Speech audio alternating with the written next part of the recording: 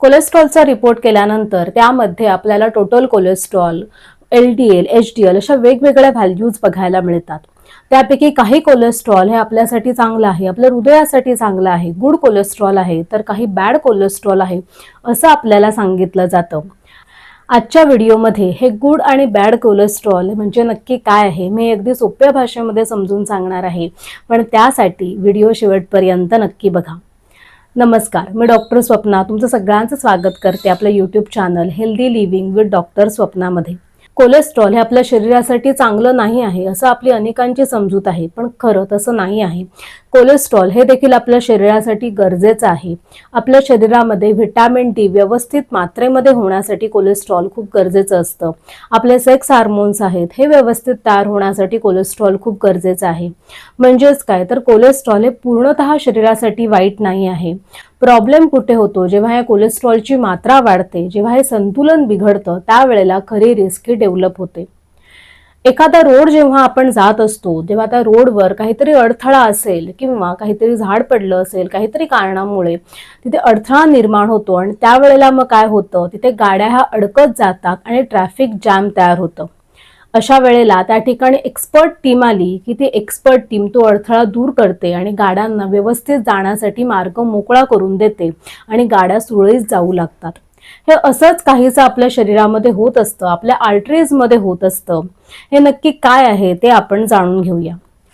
Cholesterol हे आपल्या शरीरासाठी गरजेचं आहे, त्याचे काही फंक्शन्स आहेत हे आपण समजून घेतलं आणि त्यासाठी शरीरामध्ये कोलेस्ट्रॉलला फिरणं हे गरजेचं असतं. पण त्यासाठी त्याला कोणाच्या तरी मदतीची गरज लागते आणि ही मदत तो घेतो प्रोटीनकडून. तो प्रोटीनला जाऊन चिकटतो आणि त्यामुळे शरीरामध्ये लायपोप्रोटीन्स तयार होतात आणि ह्या लायपोप्रोटीन्सच्या मदतीने कोलेस्ट्रॉल हे शरीरामध्ये फिरत असतं आणि तेव्हाच तयार होतात HDL आणि LDL कोलेस्ट्रॉल. हे नक्की काय आहे ते आपण बघूया. HDL कोलेस्ट्रॉल यालाच हाय डेन्सिटी लायपोप्रोटीन असं म्हटलं जातं. या HDLचं शरीरामध्ये काम काय आहे तर हे HDL शरीरामध्ये सगळीकडे फिरून ते जे जास्तीचं कोलेस्ट्रॉल आहे, जे एक्स्ट्रा कोलेस्ट्रॉल आहे ते लिव्हरकडे परत घेऊन येतं आणि लिव्हरद्वारे मग ते शरीराकडून बाहेर टाकण्याचं किंवा ते रिमूव्ह करण्याचं काम हे लिव्हरद्वारे हे केलं जातं. म्हणजेच काय, शरीरातलं जास्तीचं कोलेस्ट्रॉल लिव्हरकडे नेण्याचं काम हे HDL कोलेस्ट्रॉल करत असल्यामुळे यालाच गुड कोलेस्ट्रॉल असं म्हटलं जातं आणि याची शरीरामध्ये मात्रा साधारणतः 40 ते 50च्या दरम्यान असणं हे महत्त्वाचं आहे. दुसरं एक कोलेस्ट्रॉल आहे ते म्हणजे LDL. यालाच आपण लो डेन्सिटी लायपोप्रोटीन किंवा LDL कोलेस्ट्रॉल असं देखील म्हणतो. हे काय करतं तर हे शरीरामध्ये कोलेस्ट्रॉलचं काम पूर्ण करण्यासाठी फिरत असतं, पण ज्या वेळेला ह्याची मात्रा वाढते त्यावेळेला ते रक्तवाहिन्यांमध्ये जाऊन जमा होतं आणि ते शरीरामध्ये ठिकठिकाणी जाऊन जमा होऊन ॲथेरोस्क्लेरोसिस तयार करतं, ब्लॉकेज तयार करतं आणि म्हणूनच हृदयविकाराचा धोका हा वाढतो आणि म्हणूनच या LDL कोलेस्ट्रॉलला बॅड कोलेस्ट्रॉल मानलं जातं किंवा हृदयासाठी हे कोलेस्ट्रॉल चांगलं नाही असं म्हटलं जातं. याची मात्रा किती असायला पाहिजे तर शरीरामध्ये 100 पेक्षा कमी असणं हे आपल्यासाठी चांगलं असतं. थोडक्यात तुम्हाला लक्षात आलं असेल तर कोलेस्ट्रॉल हा प्रॉब्लेम नाहीये, तर हे बिघडणारं जे संतुलन आहे हा खरा प्रॉब्लेम आहे आणि त्यामुळे रिस्क ही वाढत असते. HDL कोलेस्ट्रॉल हे कोलेस्ट्रॉल कमी करण्यासाठी मदत करत असल्यामुळेच ते हृदयाचा धोका हे कमी करतं आणि म्हणूनच त्याला गुड कोलेस्ट्रॉल मानलं जातं. तर LDL कोलेस्ट्रॉल हे शरीरामध्ये साठत असल्यामुळे तो हृदयाचा धोका हे वाढवतं, ब्लॉकेजचा धोका हे वाढवतं आणि म्हणूनच त्याला बॅड कोलेस्ट्रॉल म्हटलं जातं.